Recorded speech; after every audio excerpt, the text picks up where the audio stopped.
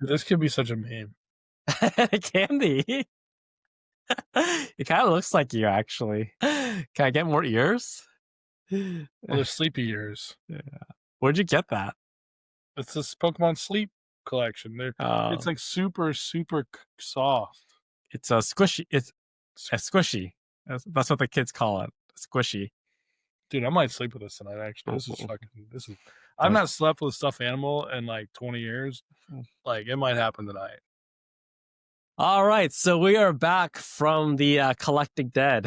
Welcome back, ladies and gentlemen, to Next Gen TCG. I am your host, co-host Nick Tetra Ninja, and we have Zach Brown and Gem Pokemon back here as well.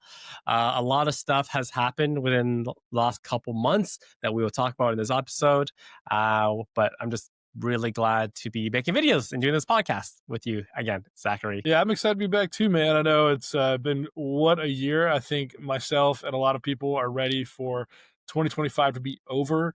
It has been an eventful year. I think some people, worked harder than I've ever worked. This year, collecting has never been like this. I think it was unprecedented. The boom. But obviously, the big elephant in the room, the big prototype stuff happened earlier this year. Really appreciate everyone's patience as we work through a lot of it. I think the story is unfinished. I think there's still a lot of things that need to happen regarding the prototypes. Obviously, the people involved have not been brought to justice. I would love to see that happen. And everyone and anyone that I've sold prototypes to at this point has either been fully repaid by myself out of pocket, or CDC has promised to pay them directly. So very, very excited to say that, share that. And I felt it was very important for me to take a back seat on social media and stuff until we got to that point. And so CDC is basically committed to pay people that I haven't paid directly, and then I paid out everyone directly that that were not reimbursed with CDC. So it has been probably the messiest situation I've ever had to deal with. I'm much more hesitant on collecting anything like random that's and prototype whatever. But here we are, we're back, and I finally feel like I can just sort of hang out with you guys now. Let's talk Pokemon. Let's get back to the roots, man. Talk about what we fun. Let's find the true collectors. Where are the true collectors at? All right. So for myself, I had a baby. Well, I didn't have the baby. My wife had the baby. First child, Zach. That's in your future at some point. But I think the first child is like the most difficult one because you literally don't know what you're doing, and you're constantly worried that the baby's gonna die. Oh my That was a thing. But I feel like we're kind of like in a good group now. Our daughter is 10 months old now. She just started crawling, so she's moving around, bebopping. Once again, we have to make sure that she doesn't crawl into some place that she'll die. So that's keeping us on our toes. But like I said, we're in a good groove, and I actually started collecting again. Like not as seriously as I was in like 2016, where I was on like probably eBay like 4 or 5 hours a day, then on E4 Discord the rest of the time simultaneously. But I probably put in about like I'd say 2 to 3 hours a day, just collecting and kind of researching like where I think like there's good opportunities and stuff like that. So and that mostly is basically in modern, which was like not my like area of knowledge whatsoever. Like I was completely modern, like was over my head. I knew vintage okay, pretty good. My most of my collection was vintage, but modern I just kind of like scoffed at. I remember when 151 was released and you're like all excited for it, and I was like, yeah, it's not Watsy. I don't really care. And then Destin Rivals was announced, and like I was just like, yeah, Team Rocket didn't do well the first time around, so I was like, I didn't really care. But I started collecting again, started collecting a bunch of sealed product, started collecting some slabs. And so I have I wouldn't say I have like a great feel of modern, but I have a better feel of modern than I did before. So I think we can talk about modern once in a while. We don't have to just focus on vintage the entire time. I think that can help bring some extra value to the podcast. more knowledge, if you will. Vintage is finally booming. Vintage is finally like Yeah, worthy of right. talking about. Well, It was the 151 is like the greatest modern set, but vintage finally gets its heyday, and now we want to talk about modern. Does this yeah. feel like anti-collector? Yeah, I know, I know. I was like, vintage was sleeping for so long. I think we actually talked about it like a couple times in the Yeah, podcast. I'm like, man, vintage is way too cheap right now. And like, makes no sense. it makes no sense. Then finally, here we go. Here's the uptick that we've been waiting for. All So right. yeah, So back to the family. You said your daughter can crawl. Has yeah. she crawled to her starter Pokemon yet? So I have them. I ordered them off. One second, let me grab them. So I have them. I have them here in this bag. I ordered them off Amazon.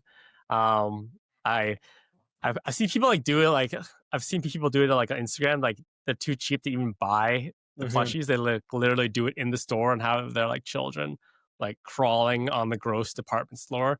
I'm just like, that is not good parenting. So, Just so so which one do you want her to pick? Like, is there like a secret like choice that you're all hoping right. for? So I'm obviously preferred Charmander. I will be okay with Bulbasaur, not Bulbasaur, Squirtle. I will also be okay. Squirtle is also acceptable. I just don't want her to choose Bulbasaur. Oh But my god. I also don't want to impact her decision. So I'm going to line them up in their corresponding number. So I'm not gonna like push, like I'm not gonna like put the Charmander in the front or anything like that. But It's like like, everyone hates salads these days. Now, here's a big question I have. and then Um, whatever one she chooses, I'm gonna pick up the 151 card for her on eBay for whatever starter she ends up choosing, and I'll just put it in her nursery. And PSA then, 10. core is that a question? It could be a nice chew toy. I mean, who knows?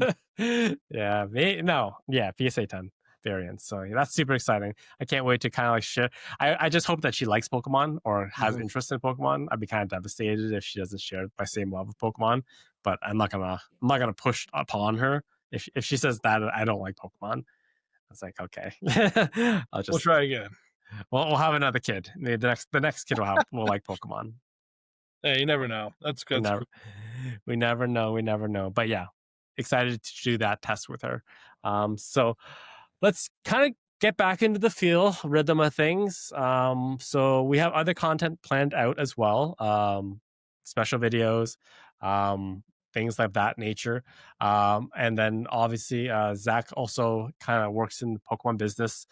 He may get busy once in a while and he may not be able to make every single podcast, which is fine. So we will have guests pop in and out on times that Zach just can't carve out some time to record. There'll be people who are just as knowledgeable as Zach or even more knowledgeable than Zach, if that's possible. It's possible. It's possible. I am going to try to keep us on a regular content schedule because I find like this podcast is more engaging now to me in my head just because I'm actually inside or participating actively in the hobby again. So I'm really excited, like kind of like to start talking about Pokemon more than I have in like within like the last 5 years. So we're gonna bring you guys regular content and more special content in the near future. It's all my fault we haven't made podcasts. I'm so sorry, everyone. It's Um, okay. no, It's I could do random episodes here and there, but I might just be like traveling or something. So we talked about maybe doing something remote, but the quality's not good, you know. But yeah. you know, life changes. There's a lot of stuff's happened for both of us in life, and you know, I think we're both just still getting settled into like the new norms. And yeah, I think I'm a big proponent of more content. So if I'm not here, hopefully you guys get a much prettier face for the next one. Maybe. All right, so let's get back into the swing of things here. So let's move on to market trends. So, like we discussed a couple minutes ago, vintage is absolutely popping right now. It is booming after being kind of unappreciated for I'd say the last 2 or 3 years, shortly after like kind of like the Logan Paul spike. So before we get into, actually, we'll save that for the main topic. So let's just go very quickly through some of the stuff. A lot of first edition stuff sold for record highs. So first edition Venusaur, 55.2K. First edition Alakazam, 43.2K. First edition Gyarados, 35. First edition Mewtwo, 48. First edition Clefairy, 25. So that's just all the first edition base stuff. So to see Venusaur going higher than the first, like the Blastoise public sale, above $50,000, which is absolutely insane. I'm pretty sure like a couple of years ago, you literally could have bought Venusaur for like sub 10,000 at one point. It didn't make any sense, being one of the big three starters. But we're way up there now. We up there above 50K. So what's general thoughts on first edition base? And you don't want your daughter to pick Bulbasaur. Venusaur is crushing it. I think there actually is a live auction that hasn't ended for a Blastoise. I think it's gonna like crush that record. I think a lot of the vintage boom isn't because vintage has just been like undervalued, underappreciated, or like not noticed. I think it's truly just a lot of people who have a ton of money in the market who have like overexposed themselves to modern that are sick of buying 10 sets of 151 or a pallet of 151 or whatever. And I think it's just money just naturally trying to find other places to go. I mean, obviously, like Gold Stars have seen a massive boom. First at base and Vengeance seen a massive boom, but it's truly just the money that has just exploded in modern. That's made the Van Goghs go up. That's made the Sunbreon, the Moonbreon, just all this stuff. It's just finding its way in other pockets of the hobby that take time. And people don't collect trophy cards right away. They tend to collect other things that they just get their feet wet. And they're like, oh, these trophy cards exist, really cool. I actually have the means and capability of doing it. Let me put the money into the trophy cards. And so I think that vintage exploding is just a natural progression of the money going down the line to the next best thing. And I am very concerned that when the modern problem corrects itself through extreme printing corrections, that vintage will have the rug pulled. And then I think you'll see a massive price correction. So I do think it is temporary. It is nice to see vintage being supported and being sort of go up in value. I do think it is temporary. I do think it is not organic. I don't think it is coming from like the right like slow growth thing that you want to see in an asset or alternative investment or this or that. I mean, I certainly view them as like collectibles, and when I buy Venusaur, it's like because it fills a gap, not because it's worth 55K. I try to take that approach with like hobby money, this and that. But no, I wish it was more organic. I think that's like my biggest like complaint about the whole vintage thing. It's more just um, I don't know. I don't think it's going up for the right reasons. Yeah, we'll talk about the why, and then we'll save that for the main topic, and we'll kind of continue and build off that. But I just kind of find what you just said there. It doesn't in my head. It didn't make sense because you talk about the investor who started off with modern and then going back to vintage. When like we're used to people starting with vintage, like everyone knew what first base was, and Hmm. then they do whatever they want to do in first base, and then they move on to other things. So it's just like a complete like cross section of different types of collectors slash investors. Is like it's just like two different like worlds colliding and just like coming in different directions that I'm not used to seeing. Like most people, collectors I knew, they started off with first base and then they kind of branched off from there.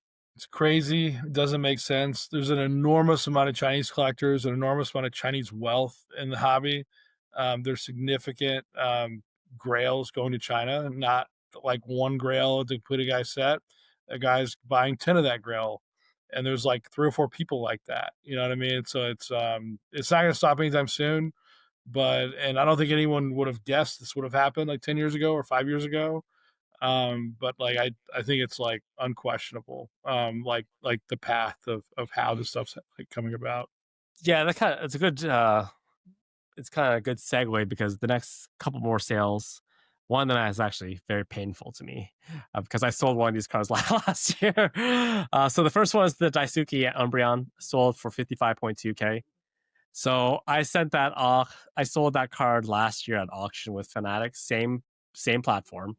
I got 14.4K for it, I think. So so that one hurt. I was I let it a little bit of a depression. I told my wife about it. I'm like, man, made the bad play with that card. I should have just held it on a little bit longer. But anyways, we're just gonna move on. We're just gonna forget about it. I would just wish another 40K would have been nice.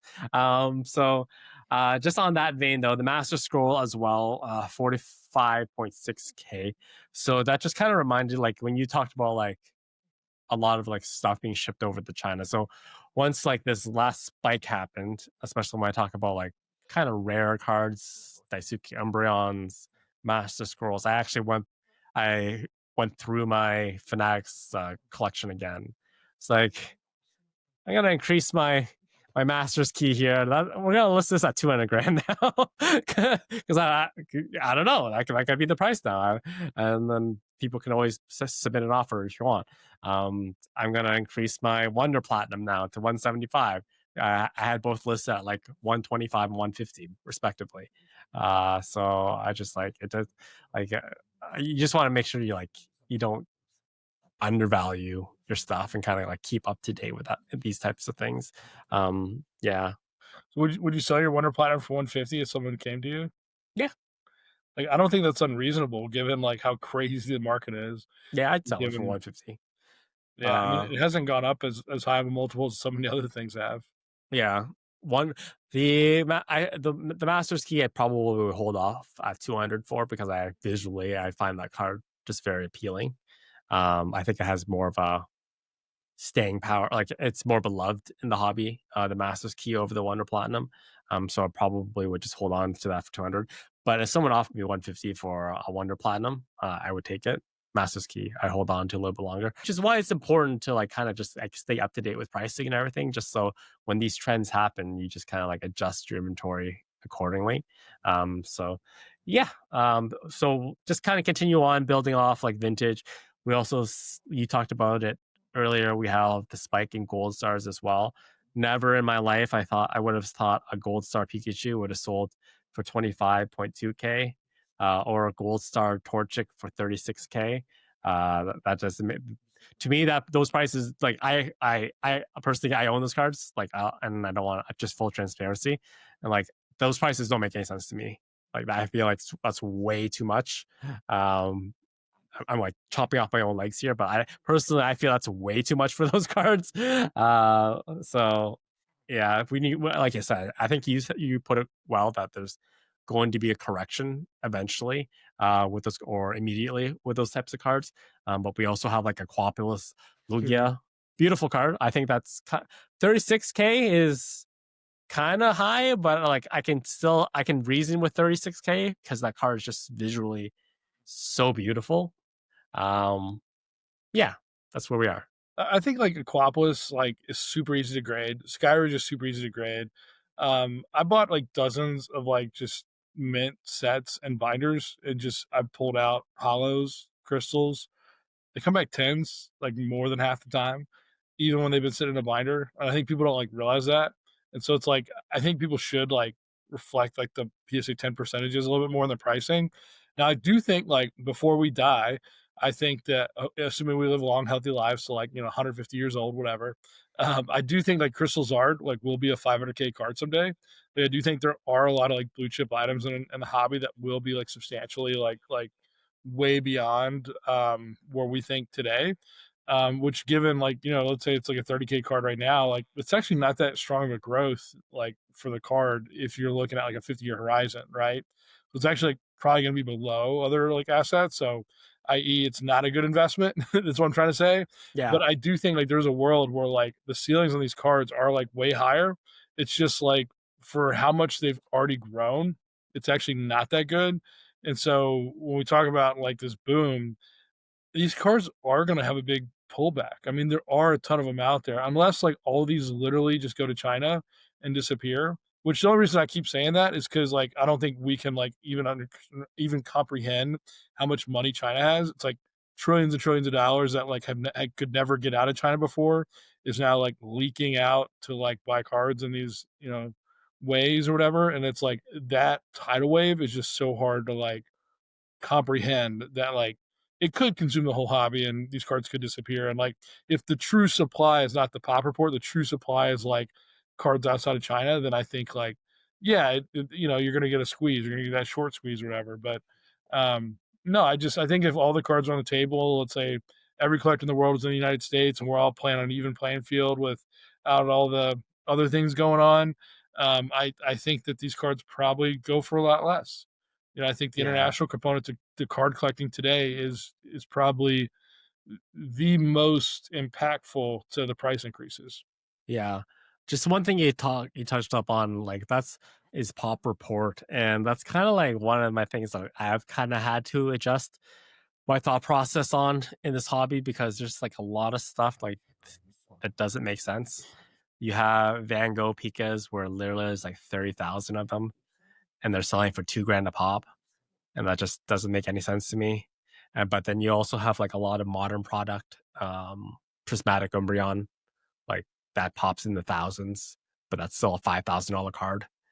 Mhm. So like if you told that to a collector from a decade ago, um, that doesn't make any sense. Like what you're chasing was that population, that low population. So that's once again like me kind of diving now into modern. That's kind of like I have to adjust. Like now there's like this actual.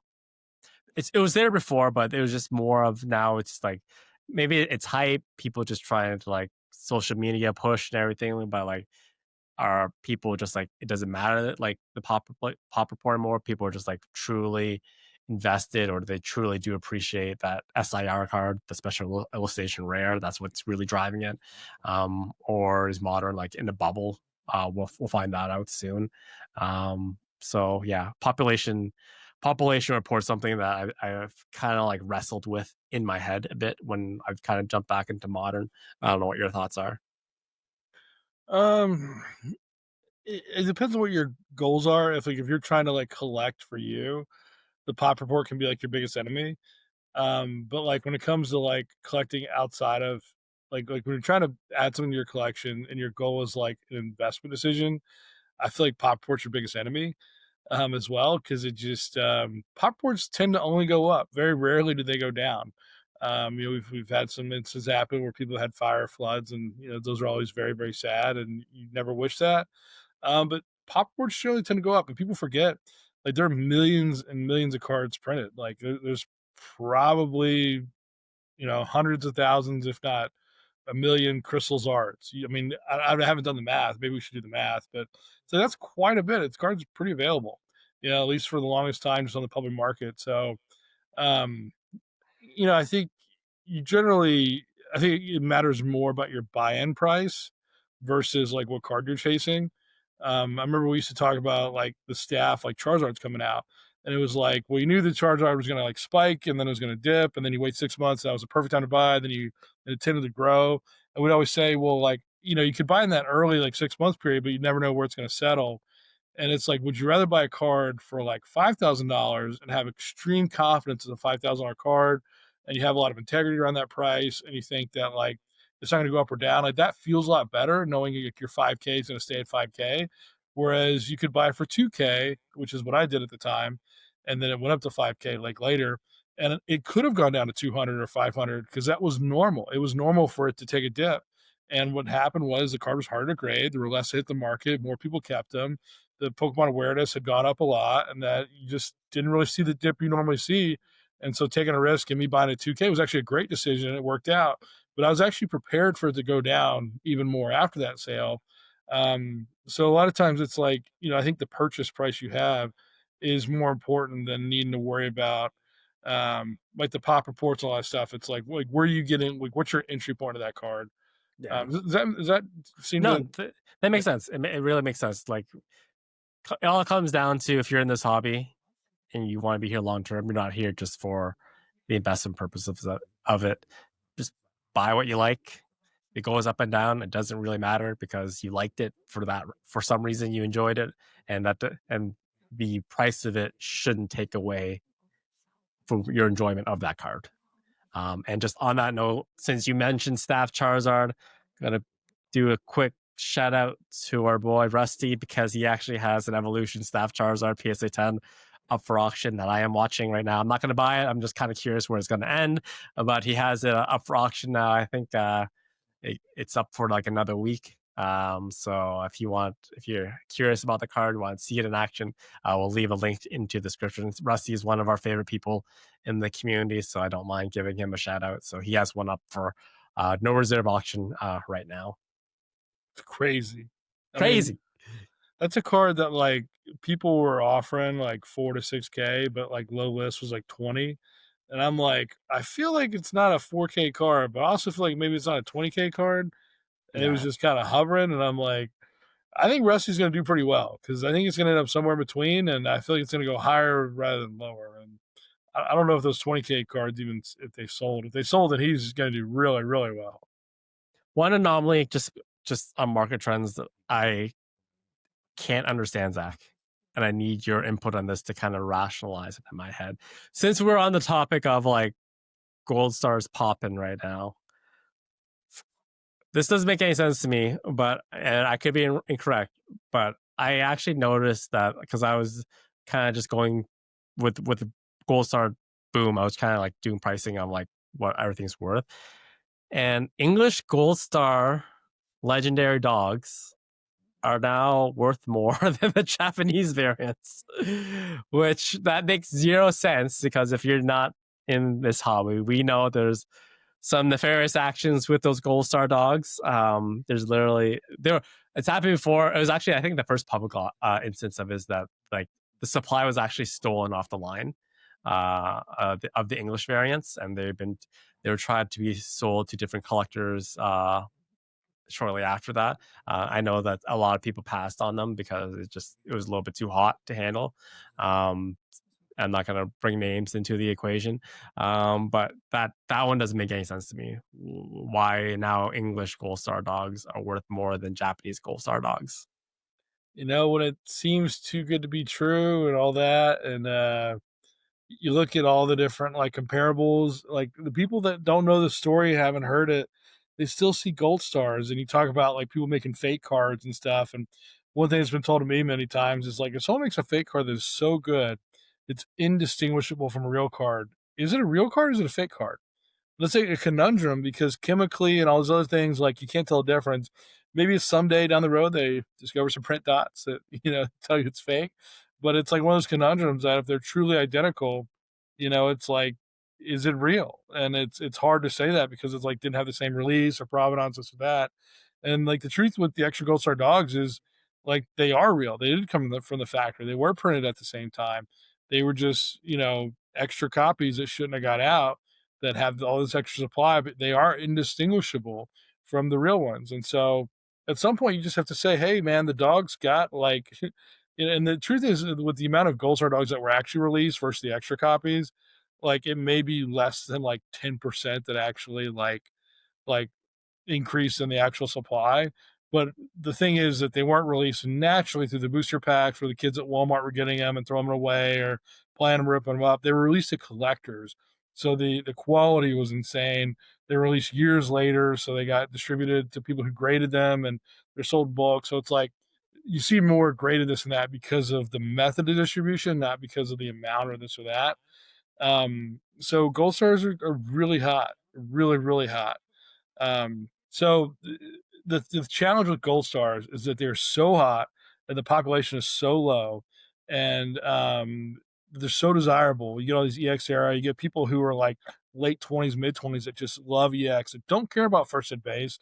They don't care about vintage. They only care. I mean, I remember gold stars weren't vintage. This is crazy, aging ourselves here, but they only really care about those. And I would argue now that gold stars have had so much growth they hit that same challenge we talked about earlier with the Crystal's Art. It's like your rate of return on these cards is like not good. Like it truly it's coming to the point that people buying them, I think we're only buying them because they're collecting.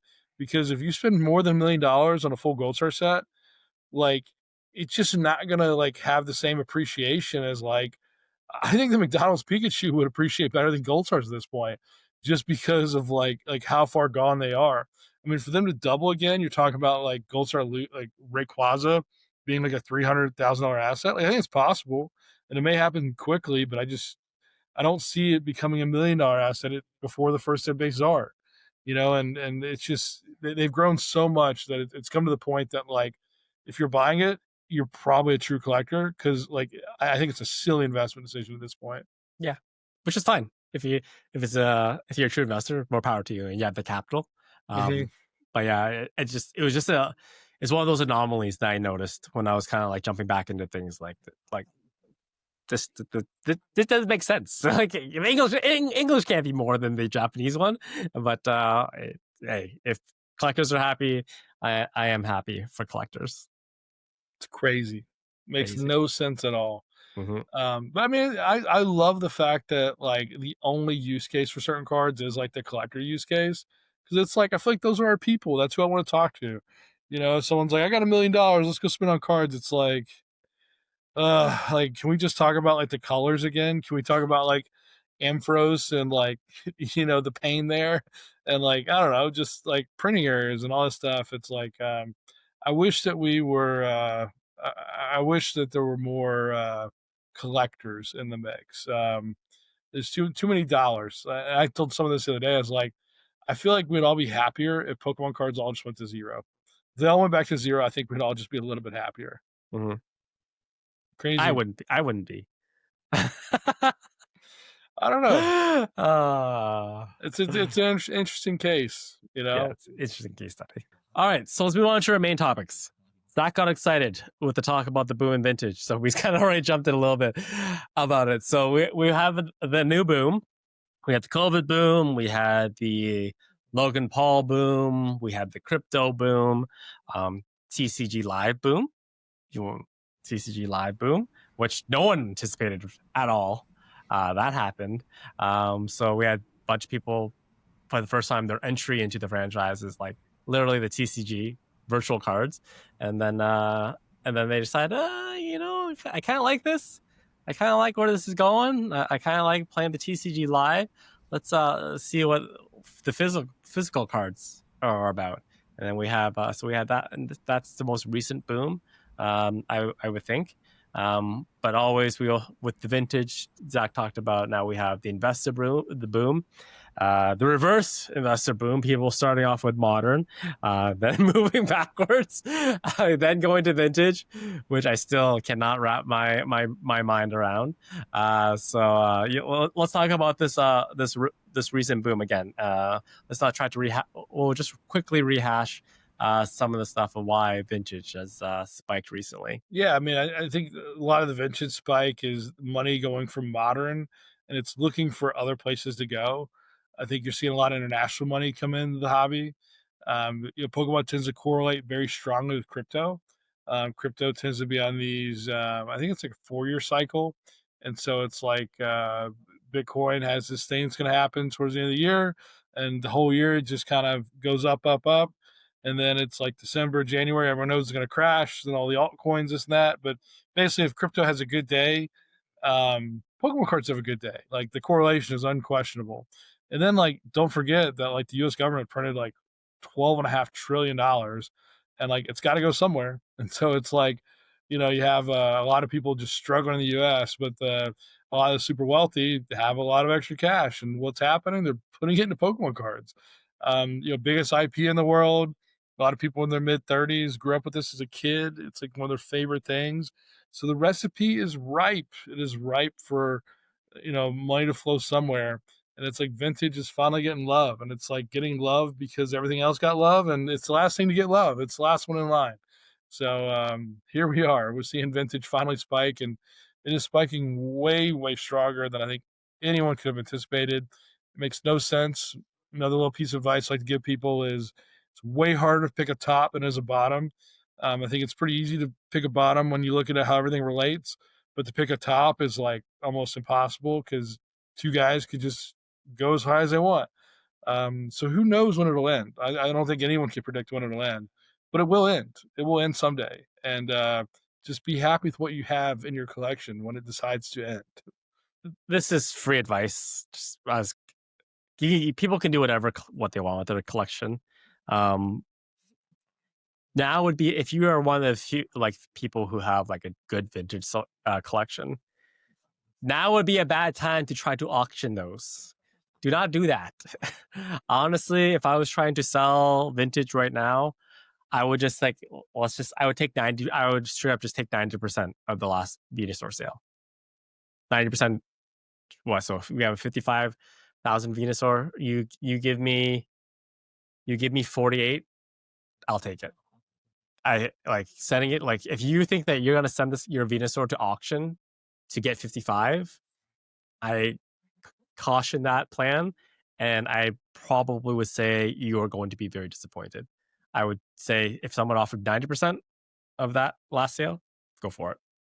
But if the last auction was like the most recent highest like auction, like why don't you think the next one could be higher? I think history has shown the people because what you the thing is, if you have this thought process of setting in your cards at this hot moment, the other vintage people will also have that realization.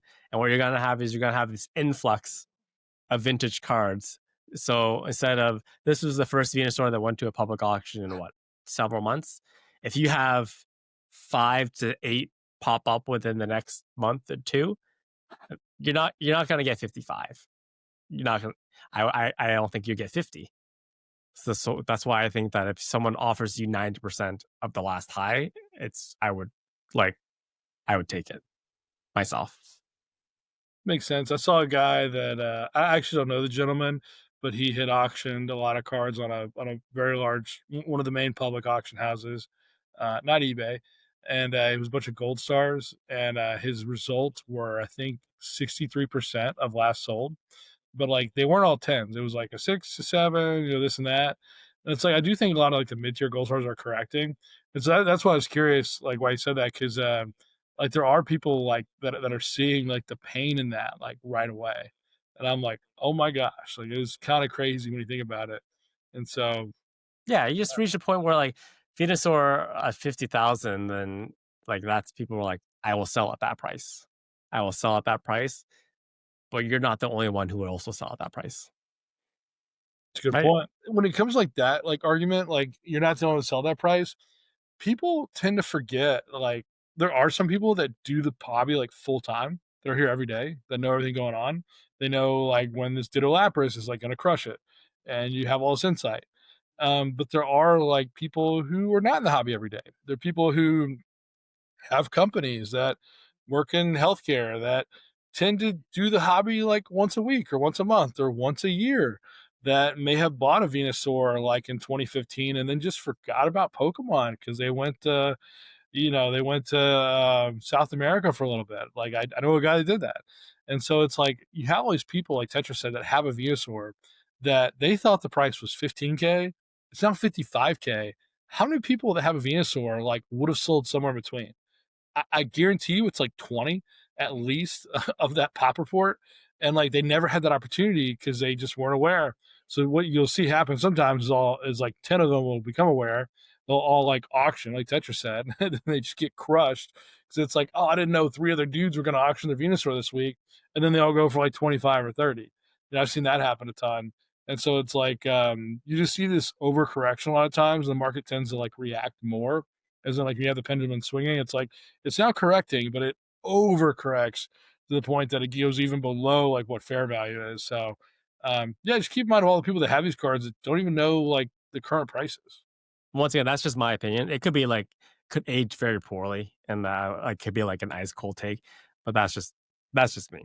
That's how I view it. Anyways, let's move on to the next topic. What's going on with your country, Zach? What's going on with tariffs, man? Just- I've had like long debates with people over this, and the challenge with tariffs is like they are here to stay. It wasn't like, hey, we're just gonna play this tariff card and get everyone to fold. It's like no, like tariffs aren't going away. And then like in the off chance that like the tariffs going to be here as long as the current, like, government's in place. And I think there's a reasonable chance that they continue even beyond the current government. So I would just plan to have tariffs like be around for the next like 7 years. And I think there's a chance in 4 years or 3 years they go away, but it's just a new norm. It's like we're being isolated more and more, and like it's making prices hard. And like, don't try to get around them. I mean, I just saw a news story of a guy in Singapore that got arrested for I saw, smuggling $25,000 of cards in. I saw that. Yeah, You that's know, crazy. it's like don't be the guy come back from Japan with a suitcase full of cards and not declare it, because one, you'll lose your like global entry, or you'll lose all that. Two, you'll have to pay a lot of money. Like if you smuggle like 10K worth of cards in, like that you should have paid $2,800 on, you'll it's felony probably. And so it's like just respect that it's in place. It's a new norm. It's gonna be harder to exchange. I think you're gonna see the rise of vaults. I could see a lot of people from the UK at least just put their cards in a Fanatics or an alt vault, or eBay vault. It sucks you can't see and hold your cards, but if you intend to sell the card in the next 7 8 years, which I think a lot of people would say yes, because you just have less and less of these like true like 10-year plus collectors out there now. Um, the vaults are going to have a rise. You're going to see a huge shift in vault usage going I forward. want I want to dedicate an episode talking about vaults and their impact on like because I bought like a shit ton of cards and they all went to vaults and like Mhm. it makes the investing so much easier because you don't have to store your cards anymore. You don't need to rent out. You don't need to rent out security boxes. You don't have to rent out storage lockers. You like literally ship them to some place. They sit there protected, and then whenever you're ready to sell, you can sell them. It's just so seamless. It's such. I want to talk about vaults another day, but it's just an amazing thing that's happened just to kind of make the whole hobby a lot easier for people. But yeah, tariffs. Yeah, they're here to stay. Um, I'm kind of curious what your thoughts that are on the impact they have on like the individual seller because obviously we still have people selling cards from their own eBay accounts and then when you try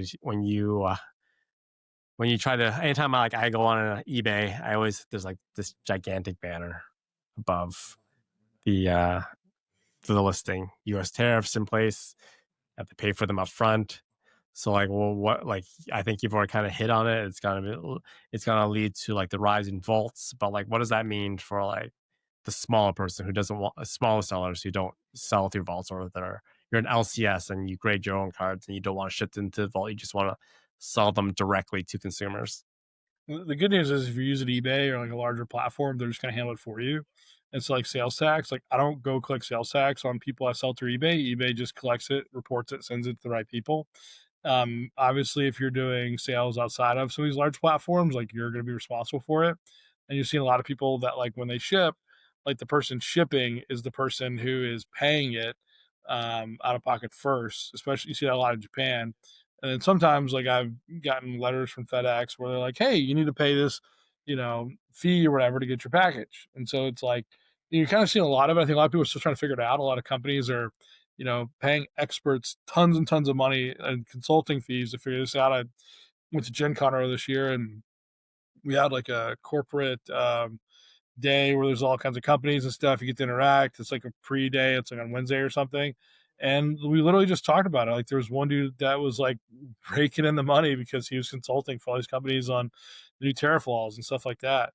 And so, long story short, like not everyone just got to figure it out. A lot of people are still trying to figure it out. I think there's gonna be a little bit of grace if like you make a mistake and this and that, and it's like genuine. But like if you're like abusing it and you're doing it over and over again, like the government doesn't mess around. So they will like come after you. But if you're the casual and you're all eBay, fanatics, you're good. They're gonna take care of it. One show that I always look forward to is the Toronto Card Expo. Like that happens twice a year. The next one's happening in like November. What I look forward to is not only do I get to buy like a lot of sports memorabilia, um, I actually I find it a good opportunity to drop off my cards in person to Fanatics as well as PSA to their vault system. They literally just have last year they told me they collect all the cards.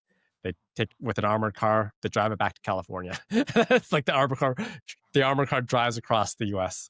But I was talking to my reps this past week at Fanatics, and they're like, we did like not like probably they're not like they haven't firmly said no yet, but based kind of like the vibe I was getting, like they're not going to be accepting drop off cards for the vaults at that show, which is like that's a huge loss. To be honest with you, just like it made so yeah, so like even like a company like Fanatics is still trying to figure it out. They're not accepting. They don't even know if they're going to be accepting vault submissions.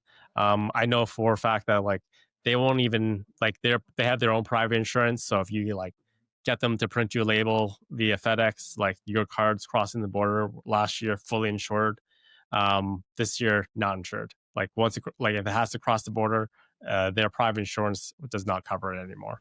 So that's like a major hurdle. Like Canadians kind of have to face if they want to send their cards directly to like these vault systems that we're still trying to figure out at the same time. One positive note, though, is that grading in Canada is actually going to be a lot easier. It used to be, so they did open PSA Canada a couple years ago, but it was like on the far east coast, on like an island in Nova Scotia or somewhere like that. That's not where, if you, I know you don't know Canadian geography, Zach, that's not where the majority of the population is. That is a like very minute portion of the population. But actually, on October 20th, we're recording this podcast on October 19th. Tomorrow, they're actually opening their facility where you can drop off cards in. Conveniently for myself, it's actually in the same city that I live in, which is awesome. So now you can drop off your cards in person at their warehouse. Guaranteed you don't have to deal with tariffs and stuff like that. So they have that portion covered. So for the very first time ever, Zach, I am going to be doing my own PSA submission and submitting my own cards for grading. So I'm really excited about that. Just kind of like streamlining that process. And honestly, it could not have come at a better time with the way the tariffs are happening right now. So I'm excited for that. You take a road trip? Excited? Road trip is 30 minutes away north. 30 minutes? It's 30 easy. minutes. 30 That's minutes. No. too easy, man. Yeah. We're same city, but like I'm in like the bottom portion and the like at like the top end portion. So it's a 30-minute drive. Don't have to buy insurance, postal insurance for my cards. Just literally just, yeah, take my cards, get them graded, send them back to me. I don't want to pay duties on the way back. No Sweet deal. insurance. That's crazy. Yeah. No insurance from Fanatics is insane. It's like, come on. Anyways, so okay. So that is our main topic. We have a lot of stuff happened since we've been gone, but we don't want to make this podcast too long. So look for extra content as well as other things coming to Subbox to you in the near future. Let's move on to Collector's Corner. Collector's Corner is my favorite part of the podcast, so we get to show off a part of our collection that we've had for a while or recently had. So I'll go first this week. I'll go first. Ooh, I'm excited about that. So I told you guys that I started collecting again. Started collecting again, especially jumped into modern. So I actually, one of my collecting goals right now is I'm actually collecting the Pokemon Center version of ETBs. Free collecting advice for you guys, long-term wise. If there are two versions of something, buy the exclusive one. That's going to do much better. So this is the Pokemon Center version. So this is the non-retail one that you buy in stores. A little bit harder to find. And it also comes with exclusive Pokemon. It has the same promo card as the retail one, except for this one has the Pokemon Center stamp as well. You also get the retail one.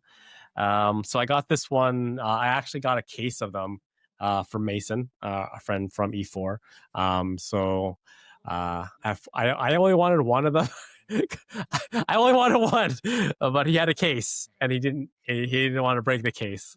So it's like you have to take all four, and I was like, I think in long term, I think those ETBs will do well, especially the Pokemon Center one. I was like, fine, just I'll take the case. That's just Mason being a good negotiator. He's just out negotiating you there, man. Don't let Mason do that to you. He's no, good. but I was just like, yeah, a case is fine. I'll do well long term with a case with the extra 3. But yeah, one of my collecting goals right now, like I said, I'm collecting the PC cases. I'm about 80% done of all of them. They make really good. Like I love the artwork, and they make really good like displays in the background. And after I'm done actually collecting the cases, I'm gonna start buying the PC card versions graded already, because I don't want to open, because opening is a fool's errand. Just a bonus one you guys probably see in the back. We also have the Surging Sparks one. Nice. Yeah. Beautiful ETB. Yeah. I like the prismatic design better. Mm-hmm. But the Pikachu one is also really nice too. So what's the hardest ETB you have left? Both versions of Evolving Skies. Those are the hardest ones. Mm-hmm. Well, you most Plasma Storm? valuable. there's not a PC version of Plasma Storm. Well, no, no, not Pokemon Center version, but you gotta do all No, the no, no. I'm just saying ETPs. the Pokemon Center versions. Oh, okay, okay. Because my See, plan is to buy the card because I want the Pokemon Center card, and then they kind of like go together. It's kind of like, I see. yeah. I'm not gonna go that far back with those other ETBs. Yeah, do you have the Charmander already? The 151 But Charmander? Obsidian, Obsidian, Yeah, yeah, yeah. Obsidian Flames, not yet. But that one's not too crazy. The Evolving Skies ones are pricier because Eevee. You know, those, Mhm. them Eevee collectors. Yeah, I thought there was a Charmander that was like 2K the other day for Pokemon Center. Oh, that's the Obsidian Flames promo card Yeah, yeah. that goes inside of it. Yeah, but eventually we'll get that card. But I'm gonna focus on actually getting the ETBs first. I see, I see. Yeah. Okay, you wanna switch gears? What do you got? What do you got for me? What do you got for me? So we're gonna keep it simple. I will introduce the card, then I'll go through a couple others. But I have Dark Jolteon, first edition, from WotC, and a couple PC versions that are a little beyond. Is I've got a smudge stamp version where the stamp is a little smudged on half of it. It's not a super crazy one. I got a couple that are a little like more than this. But if I compare it to like like a different one, you can kind of see it's a little bit smudged there. This is like the crazy collector because everyone's like, oh, they look the same, but to me, they're totally different. And then also have a German Dark Jolteon as well too. So if you ever get bored of collecting the same thing over and over and over again, sometimes collecting different languages can be cool, and just add a little variety to the collection. And I think it looks kind of cool to have like a German one too, because I met a lot of German friends that are just like pure collectors that just love collecting, and it's kind of exciting and cool. So I wish I could have collected like a lot of foreign first at base, being like French, German, this and that. Back when it was a capital issue. I just couldn't afford it at the time. And I always thought like getting first at base in all of the iterations and like PSA 8 or 9 would have been really cool. Just tens are impossible for some. So I just, you don't want to, if you compete with the impossible, you'll go broke. So yeah, How does that artwork rank for you in all Jolteons? Mitsuhiro Rita, the lightning bolts. The Jolteon is prancing, it's pouncing, it is literally attacking. This would maybe, oh my gosh, this is hard because Is there's it like better three. than Jungle One? No, no, no, No, no, no, no, no, dude, no. wow, You're crazy. You're you're crazy. crazy. You think it's better than this? You think it's better than that? No way, no Yeah. way. There's not a chance. But there are some like modern, like, see, I've always got one handy.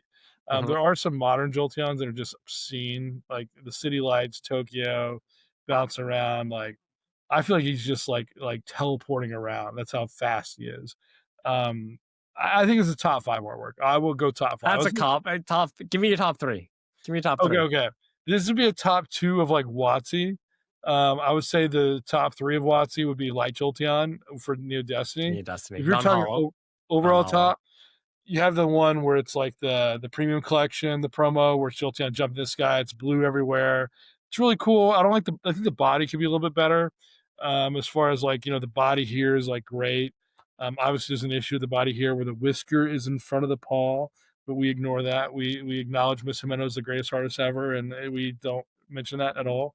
And then you have the Jolteon where it's bouncing through Tokyo, like the city lights and stuff. And I think that's like another like top one. But I mean, Jolteon's the best Pokemon. I mean, don't you know that Jolteon is literally it's my lap the whole time. It's It's. literally the best Pokemon ever made. I forget I always forget about the Light Jolteon card from Neo Destiny. That's the one with the Togepi in it, right? It's The like cute little Togepi. it's like cuddling the Togepi. Yeah, it's a really good Mhm. one. Uh, It's easy Pokemon to throw. we're talking about baseball really quickly. Uh, Dodgers winning the World Series. I mean, when you have Ohtani, you have an extra pitcher. He's Yeah, hitting 3 home runs a game, taking his kid into the ballpark before with the wife, and the dude is like the ideal citizen. If there is a robot amongst us, it's either him or Elon Musk. So one of the two is all machine. I'm gonna get controversial here. I'm gonna say I'm gonna just publicly say this. I feel like he's still underappreciated, and I think that it's mainly due to the fact that he's Japanese. Really? Yeah, I feel like if he was North American, Hmm. U.S. born, the hype surrounding him would be like so much bigger. Yeah. Like he's probably not seeking that out, but I think that would be like Tom Brady, Messi, Yeah. Patrick Mahomes level. But I think like the fact that he's from overseas and Mhm. it's not even I don't know how you could argue this, but he's literally the best baseball player ever. Ever. Yeah. Ever. But like Unquestioned. but there's still some people who was like Babe Ruth. I'm just like, no. But Yeah. I would say like, yeah, like he's underappreciated for what he does, and I think I think it's a race issue, to be honest with you. Yeah, I think it's I mean, I think there's substance there. For me, it doesn't even, like, cross my mind at all. You look at the dude, he's literally like a physical specimen. Like, he's a massive He's person, a even, like, for a dude. baseball I saw player. him in like when he came to Toronto. Like I was like, I saw him when he was like he was still playing on the Angels at the time, and it was he was pitching that day too. I'm like, dude, this guy's legs are massive. I'm like, he's really tall. Is like his legs are like tree trunks. Like when I think of like Asian guys and like I think of kind of like slighter builds, but this dude's like, yeah, Mhm. he's a monster. I think he was bred in a lab. Have you seen his wife? His wife is, like, pretty tall as well, Yeah, and, like, I feel like their kid is gonna be the next greatest baseball player because like, you got the genes, man. I mean, yeah. you look at LeBron, his sons are all shorter than him. It's kinda like, "Dude, what happened? You didn't" "What's going on?" But whereas Ohtani, I feel like he's, like, cooking. Like, Yao Ming, he was, like, married, I think, like, the tallest woman in China. There's some story there, and it's like, I don't know about Yao Ming's son, but I feel like or if he has a son, I feel like that would be another, situation where maybe ends up being good, but I agree with you that I think Ohtani is, like, unquestioned, like, the greatest, like, ever, better than Babe Ruth, better than, Mike Trout, this and that. I do think that one consideration is I think American baseball is, like, dying, and there's a lot of people that aren't as interested, and, like, I definitely don't watch baseball. I played as a kid, something you go to the ballpark, this and that. As I got older, I like football way, way more.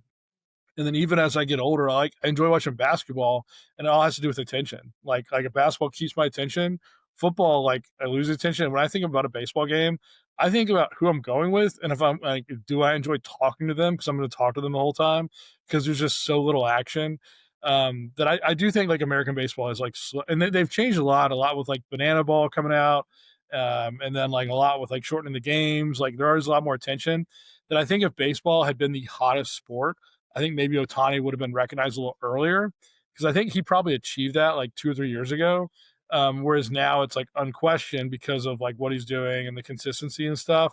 But I think if I think some of it can be attributed to like people just don't really care about baseball as much anymore. Mm. That's my argument, but I think there are probably some substance to the Asian piece. I don't hear that argument that often, and like it doesn't cross my mind at all. Like when you think about, how good he is, this and that. It's like you look at what he achieved, and like if he would have been a pitcher or a hitter, he almost is probably still the goat, which is crazy. And so it's like that's how good he is at hitting and how good he is at pitching. Like, and then you combine them, it's there's no, Hmm. but like if I'm turning on TV, I'm not turning on baseball. And I will turn on Otani because I think it's really cool and how good he is. But if he wasn't as good, like I probably wouldn't watch. Like, I don't watch women's basketball at all. But if Caitlin Clark's playing, like I might go watch a women's basketball game. Think about how many people like that exist. And like, Caitlin Clark could be like the greatest women's basketball player ever. But because so few people like care about women's basketball, like would it take an extra 3 years for her to be recognized? So just food for thought, just a little substance there. Yeah, the Dodgers are gonna win, but I live I Back to live in square Canada, one. so this is probably gonna age well, but not gonna age well. But go Blue Jays, go Blue Jays. When has that ever happened? Uh, hey, we won two back to back in the '90s, man. You sure that wasn't a dream? No, I'm sure it wasn't a dream. Anyways, ladies and gentlemen, that brings us to the end of the Next Gen TCG podcast revived edition. We are we still have the viewer question segment that we will do, but it's been so long since we recorded anything. So if you have viewer questions, you can leave them in the comment box below. If your question was not ever answered, just rewrite it, and we will revisit it. And starting very soon, not yet, maybe not with this podcast, but but I'm going to actually make it so we are going to be available on Spotify as well as Apple Podcasts soon. So for those people who don't want to watch us on YouTube and just want to listen to us on like your daily commute and your daily drive, we'll be on podcast audio only available. I'm hoping next podcast, but it will happen within the next couple weeks, so you guys can look forward to that as well. But yeah, thank you for your patience. Get messages privately all the time. People asking me, "Where am I? Where's Zach? What's going on with the podcast?" People on E4 asking where we are. We are back. Our lives have kind of stabilized. Well, my life has stabilized. Zach's still running around doing whatever he's doing. So hopefully we're gonna be back and doing more regular content for you guys. So we appreciate your patience. Hobby's a great place to be. I think we both want to be here the next 50 years. So if we can just hop on, just talk about the hobby a little bit here and there, like that's great to me. And I will take the blame for the podcast I've been here. So I No, we apologize take both for blame. everyone. It can be shared. Like I was also not honest, Zach. I was like a zombie. Like I was getting no sleep. I You're wasn't the sleep. you I could created sleep. life. Like I've never Yeah, done that before. yeah. It's just like It's pretty I cool. yeah, it's pretty cool. And fatherhood's very a rewarding experience. So, but we are back. We're back, Zach. We're gonna do this. We're gonna do it right. And thank you for tuning in. Do you think the next episode will know which starter has been chosen, or is that going I to be a think so. Yeah, cliffhanger? yeah. Well, I'll share the video with you guys. I'll probably post it on Instagram as well with the results. Okay, I'm excited. All Find right. out next week. Bye next week. Bye bye. Bye.